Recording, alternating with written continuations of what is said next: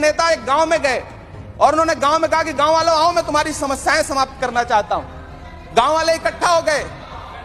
नेताजी ने गांव वालों से कहा, बताओ तुम्हारी 2 समस्याएं बताओ, मैं दोनों समस्याओं का यहीं पे समाधान करूंगा।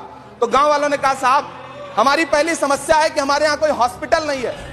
तो नेताजी ने मोबाइल निकाला, कहीं फोन मिलाया और मिला के फोन पे पता नहीं क्या कुछ कहा कि यहां गांव में हॉस्पिटल नहीं है, हॉस्पिटल तुरंत, यहां हॉस्पिटल चाहिए। गांव वाले खुश हो गए कि 1 मिनट में यहां हॉस्पिटल आ रहा है। अगली समस्या के बारे में उन्होंने, नेताजी ने गांव वालों से कहा कि मैंने आपकी पहली समस्या समाप्त कर दी, दूसरी समस्या बताओ। तो गांव वालों ने कहा, साहब इस गांव में कोई भी मोबाइल का नेटवर्क ही नहीं है। ये है इनके काम करने का तरीका, ये है झूठ बोलने का तरीका। इन्होंने वायदे किए बड़े बड़े, जो 10 साल के इनके वायदे हैं, मैं उनके बारे में बात करूंगा। गिरफ्तारी हुई है, कैसे देखते हैं इसको? गलत करा है इन्होंने, जो भी करा गलत करा है। केजरीवाल ने बहुत अच्छा काम करा है, मगर उसको इन्होंने डर के मारे उसको कर रहे हैं। उनको हारने का ये है कि केजरीवाल दोबारा जीत के ना आ जाए, इसी डर के मारे से ये सब कर रहे हैं।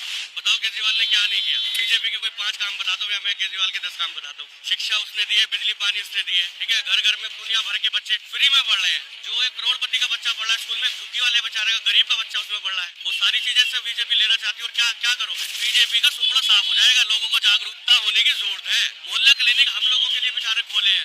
एक गरीब आदमी 5000 की MRI कहाँ से कराएगा? और वो बेचारा फ्री में करा रहा है। एक सोनोग्राफी अल्ट्रासाउंड 2500 रुपए की है, वो बिल्कुल फ्री हो रही है। तो सारी चीजें गरीबों का हक छीना जा रहा है।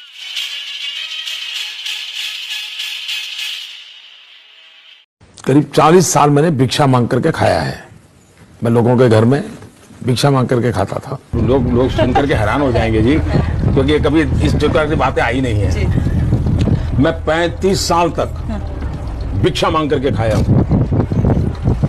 अब किसी का गले नहीं उतरेगा। झूठ बोलो, बार बार झूठ बोलो। वाह मोदी जी, वाह वाह वाह। प्रधानमंत्री जैसा आदमी अगर आरोप लगाता है खुले मंच पर कि 67,000 करोड़ रुपए के सिंचाई घोटाले के आरोपी अजित पवार को छोड़ेंगे नहीं, भूतपूर्व सैनिकों की विधवाओं के पैसे को हड़प करने वाले आदर्श जमीन घोटाले के अशोक चौहान को छोड़ेंगे नहीं, ये मैंने नहीं कहा। हेमंत बिस्व शर्मा के बारे में माननीय गृह मंत्री जी ने कहा, विश्व का सबसे भ्रष्ट नेता, उसको आपने मुख्यमंत्री बना दिया।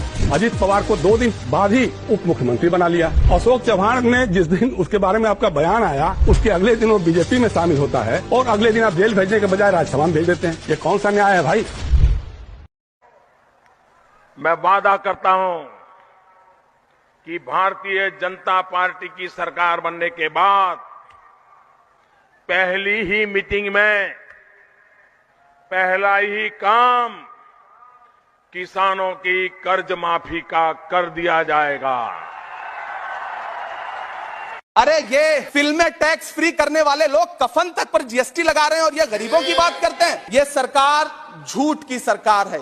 ये सरकार के जितने दावे हैं सब खोखले हैं। जो 10 साल के इनके वायदे हैं, मैं उनके बारे में बात करूंगा। वायदों से ज्यादा इनके नारों पे बात करूंगा। पहला नारा था, बहुत हुई महंगाई की मार, अब की बार मोदी सरकार। आइए इस नारे की समीक्षा करते हैं। पेट्रोल, डीजल, गैस, ये तो बड़ी बड़ी बातें हैं। आटा, चावल, दूध, दही, पनीर, छाछ, सब चीज पे GST। आज प्रधानमंत्री जी कह रहे थे सबका साथ सबका विकास। ये कैसा सबका साथ सबका विकास है कि मौलाना आजाद नेशनल फेलोशिप आपने बंद कर दी, आपने माइनॉरिटी डिपार्टमेंट का बजट घटा दिया। आप कह रहे हैं सबका साथ सबका विकास। आप बात करते हैं बेटी बचाओ बेटी पढ़ाओ। हमारी आंखें हाथरस से लेकर कठुआ से लेकर के और देश की जंतर मंतर की सड़क वो देख रहे हैं, जब हमारी ओलंपिक पदक लाने वाली बेटियों को प्रधानमंत्री की चौखट पे अपना मेडल रख देना पड़ रहा है। कोई भ्रष्टाचारी मेरे बगल में बैठ करके मेरा ताप सहन नहीं कर सकता है। झूठ बोलो, बार बार झूठ बोलो। जो भी बोल सकते हैं सब झूठ बोलो, जहां भी बोल सकते हैं झूठ बोलो, कितनी बार बोल सकते हैं झूठ बोलो।